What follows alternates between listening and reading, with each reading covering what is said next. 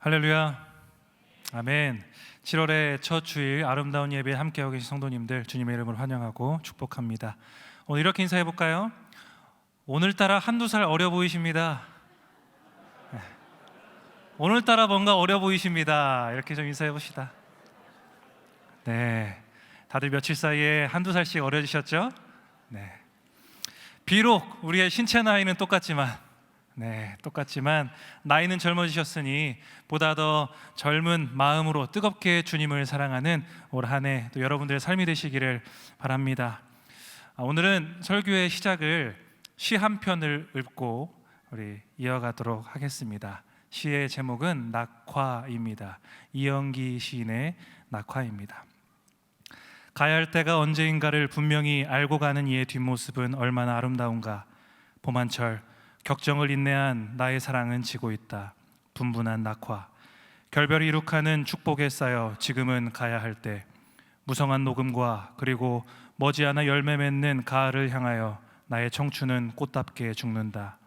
헤어지자 섬세한 손길을 흔들며 하롱하롱 꽃잎이 지는 어느 날 나의 사랑 나의 결별 샘터에 물 고이듯 성숙하는 내 영혼의 슬픈 눈. 네, 가야 할 때를 아는 이의 뒷모습을 보신 적이 있으십니까? 어떠한 생이든 또 관계든 일이든 모든 이별의 순간 자신의 모든 것을 감내하면서 뒤돌아서는 그렇게 가는 그 모습은 이 시에서 말하는 것처럼 꽃처럼 아름다워 보입니다. 오늘 설교의 주인공인 스데반 집사를 생각할 때 이 시가 떠올랐습니다. 가야 할 때를 아는 자의 모습, 또 낙화하고 열매 맺는 그의 삶을 오늘 설교를 통해서 상고해 보겠습니다. 스데반은 초대교회에 7명의 집사를 세울 때 선택된 인물 중에 하나입니다. 사도들은 기도하고 또 말씀을 전하는 그 사역에 집중하게 하고 사도들이 같이 병행해서 하던 그 일들, 구제하고 섬기는 그 일들을 이 7 집사님들을 세우면서 스데반, 빌립, 브로고로, 니가노로, 디몬, 바메나, 니골라 등 이 7분을 세우면서 그 일들을 맡게 하였습니다. 집사라는 용어 자체가 섬기는 자입니다. 교회의 사역, 또 사도의 사역, 성도들의 어려움을 돕고 섬기는 일을 위한 그렇게 초대교회의 대표들이다라고 여러분들이 생각하시면 되겠습니다. 그 대표로 뽑히기 위해서 조건들이 있었는데요. 성령과 지혜가 충만하고 성도들에게, 사람들에게 칭찬받는 자여야 된다. 이렇게 조건이 붙었습니다. 봉사의 일들을 하는 것뿐만이 아니라 말씀을 전하는 일, 전도하는 일, 가르치는 일까지도 다 함께 감당했었던 그런 인물들입니다. 누가가 사도행전 6장 8절에 스데반을 이렇게 소개합니다. 은혜와 권능이 충만하여 큰 기사와 표적을 민간에 행했던 사람이라고 말이죠.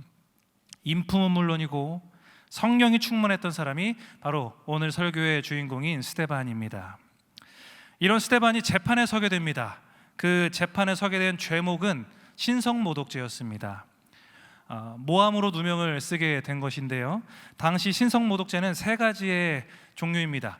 하나님의 이름을 모독하는 것, 비방하는 것이 첫 번째고요. 두 번째는 모세의 이름을 비방하거나 율법을 비방하는 것, 또 세 번째는 거룩한 성전을 함부로 대하는 것, 이것이 신성모독죄에 해당하는 죄목들입니다. 유대인들은 이 3가지의 죄목 중에서 2번, 3번의 죄목을 가지고 스데반을 고소하였고 2가지의 죄명을 쓰고 누명을 쓰고 산헤드린에 잡혀오게 되었습니다. 스데반을 고발한 유대인들이 매수된 자들이었습니다. 그러니까 이런 상황입니다. 스데반이 그러던데? 아니 글쎄 성전을 헐고 모세가 전해준 율법을 고친다는 소리를 하던데? 라면서 이야기를 하는 것이죠. 유대인들의 발작 버튼을 누른 겁니다. 아주 예민한 성전과 율법을 지금 건드는 것이고 자신들의 근간이라고도 할 수 있는 것들을 뒤흔드는 것이니 화가 나면서도 아니 도대체 그런 말을 진짜 했을까? 라는 의문이 들 정도의 그런 충격적인 발언을 했던 것이죠. 그래서 대제사장이 스데반에게 물어보는 겁니다. 진짜 그랬어? 스데반 사실이야? 라고 성경에 물어보고 있습니다. 로마의 속국 신세였지만 종교적인 문제는 이스라엘의 그런 자치권이 인정이 되었습니다. 사내들인 그 모임, 사내들인 회 70명의 지도자들과 대제사장까지 그 권한은 실로 막강했고요. 종교 문제에 대해서는 한 사람의 생과 사를 결정할 수도 있는 그런 권한이 그들에게 있었습니다. 여러분, 만약 나의 목숨을 좌지우지할 수 있는 사람의 눈앞에 선다면 어떤 마음이 들겠습니까? 누구든지 주눅들지 않겠습니까? 말 한마디를 꺼내려고 해도 머릿속에 수많은 말들이, 단어들이 돌아다니면서 되뇌이면서 조심스럽게 말을 하겠죠. 지금 시대에서야 나의 생사의 결정권을 쥐인 사람을 만나는 일은 흔치 않습니다. 그러나 생사까지는 아니어도 생계를 결정할 수 있는 사람들은 우리가 종종 만나게 되죠. 말 한마디로 우리가 다니고 있는 직장이나 사업처에서 잘리고 감봉되고 좌천된다면 그 대상 앞에 섰을 때 주눅이 들 것이고 긴장과 두려움이 생기는 것은 당연한 일일 것입니다. 스데반은 어땠을까요? 우리가 6장 15절을 보니까 그 얼굴이 천사와 같도다라고 말하고 있습니다. 사랑하는 성도님들, 여러분들의 생계를 흔드는 대상과 마주서는 때가 있으시다면 두려움에 또 공포에 휩싸여 있는 그런 모습이 아니라 지금 이 스데반 집사님의 모습처럼 천사의 얼굴을 하는 담대함과 평안함이 여러분들에게 있으시기를 축복합니다. 누구나 두려워할 법한 상황인데도 불구하고 스데반은 자신의 뜻을 꺾지 않고 분명한 의지를 가지고 담대하게 설교를 하고 있습니다. 7장 전체가 그 설교의 내용입니다. 정말 그랬어? 라면서 진위 여부를 따지기 위해 물어온 대제사장의 질문에 스데반은 아브라함 때부터 시작해서 모세 그리고 성전에 이르기까지 유대인들의 그동안의 역사를 되짚어보면서 형식적인 신앙생활들을 비판하는 설교를 그가 하고 있습니다. 하나님께서 성전 안에만 계시는 게 맞냐? 우리의 조상 아브라함, 이삭, 야곱, 요셉, 모세 모두 다 주님께서 함께 하셨다. 성전 안에 계신 것이 맞지만 성전 밖에도 계신 분이 하나님이시다. 그렇게 율법을 귀하게 여기던 너희가 선지자를 박해하던 조상들처럼 선지자들이 전했던 그 의인 예수를 너희들이 살인하지 않았느냐 라면서 설교를 하게 됩니다. 그게 7장 53절까지의 내용을 간추린 이야기입니다. 어렵지 않죠? 이해가 되시죠? 제가 간략하게 말씀드렸는데도 다 이해가 되시는데 성경을 통달한 유대인들이 이것을 못 알아들었겠습니까? 유대인들의 대표격인 이 최고 의결 기관인 사내들인의 회원들이 이 내용들을 모를 리가 없습니다. 다 이해했죠? 그런데 반박할 말이 없는 겁니다. 다 맞는 말이었으니 이게 분하여서 이가 갈리는 그 심경만 그들에게 있을 뿐입니다. 그리고 성경을 보시면 좀 안으로 들여 쓰여져 있는 그런 성경 구절들이 있습니다. 성경을 보시면 인용 구절인데요, 다른 성경에 이미 기록된 말을 그 화자가 했을 때 그렇게 들여쓰기가 되어 있습니다. 스데반이 성경에 이미 있는 말을 지금 다시 하고 있는 겁니다. 성경을 달달달 외우고 있는 성경학자들입니다. 율법학자들이 스데반이 설교 중에 이 이야기를 했을 때 이 이야기가 성경에 있는 내용이구나라는 것을 그들은 단번에 알았습니다. 그냥 그거 성경에 있었던 얘기 같은데 정도가 아니라 어디에 몇 장 몇 절에 있는지까지 이들은 다 알고 있는 사람들입니다. 상황을 정리해보면 이렇습니다. 뭐라고 너 지금 스데반 뭐라 했어? 감히 성전이랑 율법을 네가 건드려? 다시 말해봐 하고 있을 때 거기에 스데반이 조목조목 변론을 하는 그 설교 가운데 조목조목 맞는 말들을 다 하는 겁니다. 그것도 성경을 근거로 해서 이야기를 하는 거죠. 그러니 이 이야기를 듣는, 지금 치리하려고 지금 불러서 대답을 듣고자 하는데 맞는 말만 하고 나는 할 말이 없고, 그러니 이 유대인들의 대표격인 사내들인 공의회 회원들이 지금 민망해요? 민망하지 않아요? 민망하죠. 네, 흥미로운 질문이라고 제 시리가 네, 아이고, 네, 죄송합니다. 꺼놨는데도 이게 계속 나오네요. 네, 지금 저처럼 너무 민망하고 낯뜨거운 상황이 그들에게 주어진 겁니다. 민망하고 낯뜨겁고 할 말 없고 슬슬 열이 받는 거죠. 그래서 54절의 이야기를 그들이 합니다. 우리 54절의 말씀 읽어보겠습니다. 그들이 이 말을 듣고 마음에 찔려 그를 향하여 이를 갈거늘. 마음에 찔려라고 나오고 있죠. 이게 그냥 우리가 들으면 이런 내용 같습니다. 스테반, 네 얘기 듣고 보니까 맞는 말이네. 좀 찔린다. 이렇게 우리가 이해되시죠? 그런데 그게 아닙니다. 마음에 찔려라는 이 단어는 원어로 디에프리온토라는 단어라고 합니다. 두 가지의 의미로 사용할 수 있는데요. 첫 번째는 조각조각 내다, 그리고 또 하나는 화나다. 이렇게 두 가지의 의미로 쓸 수 있습니다. 우리가 읽고 있는 이 개역개정 성경은 조각내다라는 것을 은유적으로 표현을 해서 마음에 찔려라고 표현을 한 것이고요. 다른 번역서들을 보면 격분해서라고 번역을 하고 있습니다. 또 다른 번역서에는 화가 치밀어 올라라고 또 그런 의미를 사용해서 번역하고 있습니다. 스데반이 하고 있는 이 지적에 반박은 할 수 없고 화가 치밀어 오릅니다. 불난데 부채질하다가 기름을 부은 것과 같은 지금 상황이 벌어진 거예요. 그런데 스데반은 자신의 주위에 있는 분노에 타오르고 있는 그 사람들을 신경 쓰지 않습니다. 자신의 목숨, 자신의 안위를 걱정하지 않았어요. 도대체 스데반은 어떻게 이렇게 초연한 태도를 보일 수가 있었을까요? 그의 시선에 답이 있습니다. 55절을 우리가 함께 읽어보겠습니다. 55절입니다. 스데반이 성령 충만하여 하늘을 우러러 주목하여 하나님의 영광과 및 예수께서 하나님 우편에 서신 것을 보고. 아멘. 성령에 충만했던 스데반이 하늘을 우러러 주목하고 있습니다. 그랬더니 하나님의 영광이 보였고요, 예수님께서 하나님의 우편에 서 계신 것을 보게 되었습니다. 예수님이 서 계시다라는 것을 우리가 주목할 필요가 있습니다. 우리가 어떤 사건을 마주했을 때 그 일과 연관이 없는 사람은 그 사건을 보면서 팔짱 끼고 또 다리 꼬고 앉아서 관망하겠지요. 그러나 나의 일이거나 내 가족의 일이거나 나랑 밀접한 사람의 일이라면 달라지죠. 벌떡 일어나 서서 상황을 살피고 어떻게 해야 되나 고민을 하는 것이 당연하지 않습니까? 2002년 월드컵 때를 기억하시죠? 이탈리아전 때 안정환의 헤딩골로 2대1로 역전을 했을 때 우리가 20년도 지금 더 된 일입니다. 그런데도 그때의 순간들이 아직도 생생하게 기억이 나죠. 여러분들 그 역전골 넣을 때 그때 그냥 소파에 앉아서 방바닥에 앉아서 누워서 그냥 골 넣었네 하고 계신 분 있으셨어요? 아마 단 한 분도 없으실 거라 생각이 됩니다. 대한민국 국민이라면 그 골을 넣는 순간 모두 다 일어서서 열광하며 소리를 지르며 대한민국을 외치지 않았습니까? 다른 나라 경기를 할 때 골 넣었다고 해서 자리를 박차고 일어나 기뻐 뛰지 않습니다.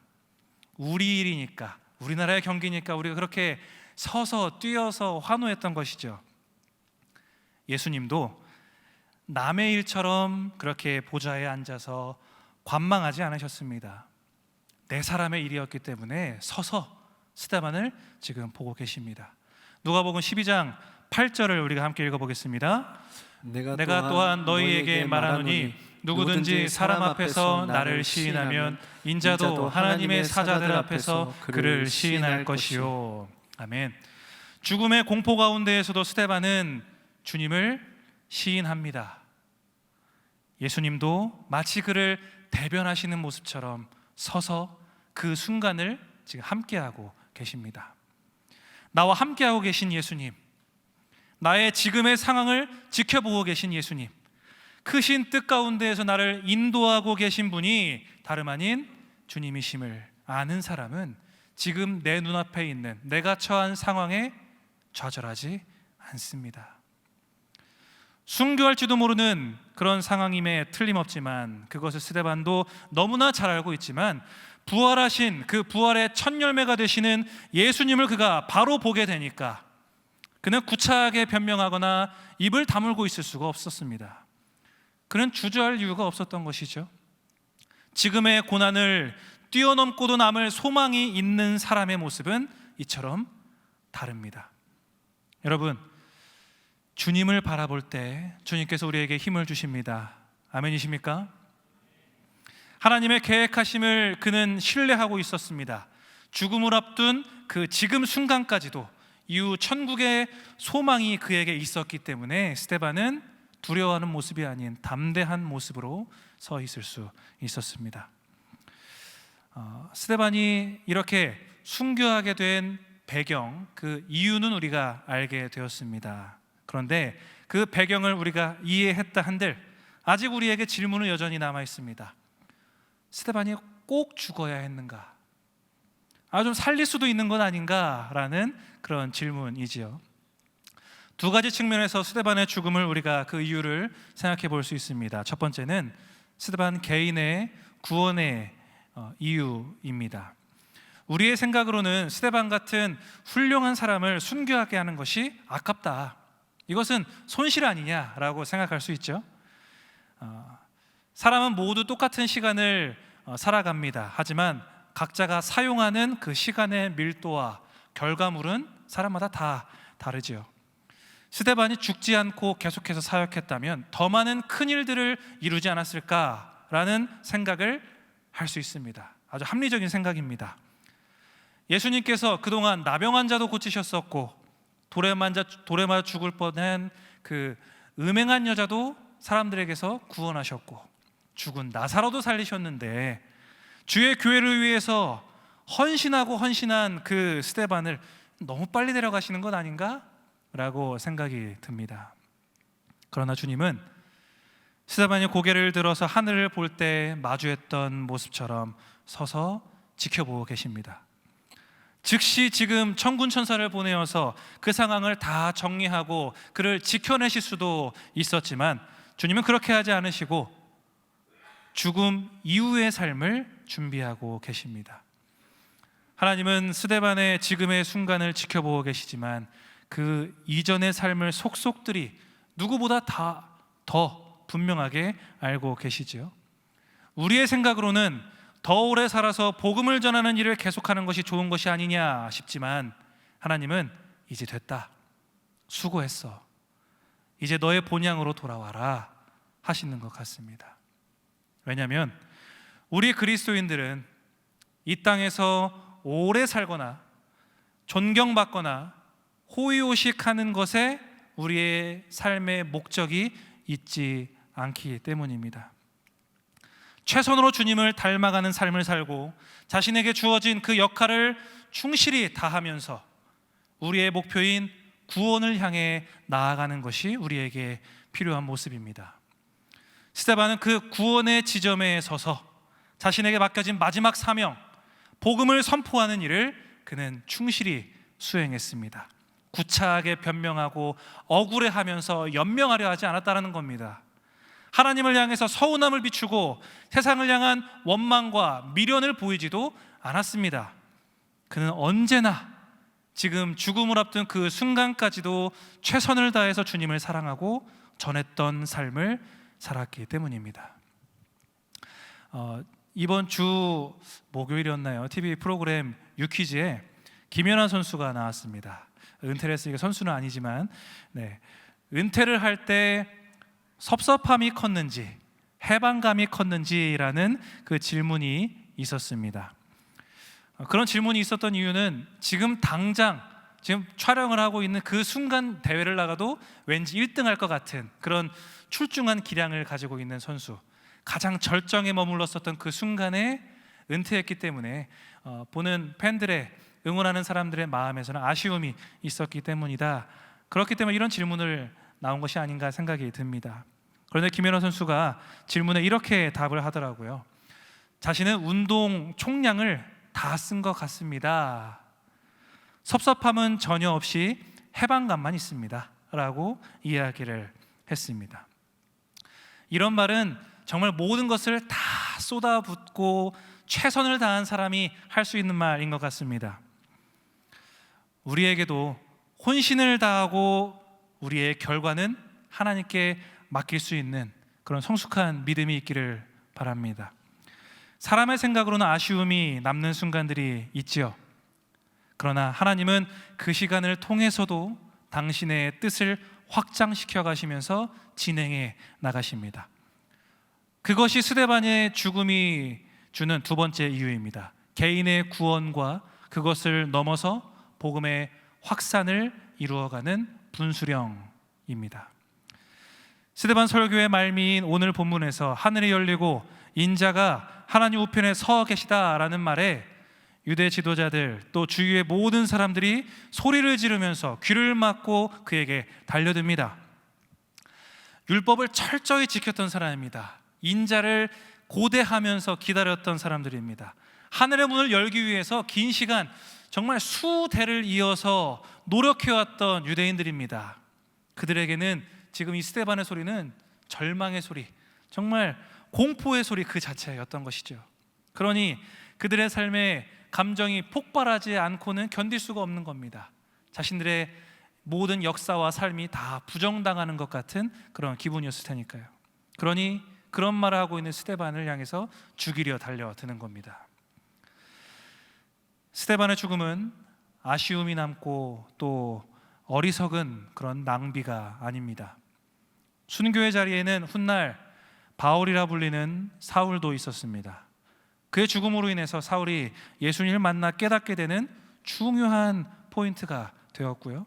그 모습을 지켜보고 또 소식을 들은 많은 그리스도인들의 그 마음을 뜨겁게 그렇게 그들을 주저하지 않고 움직일 수 있게끔 하는 커다란 동력이 되었습니다.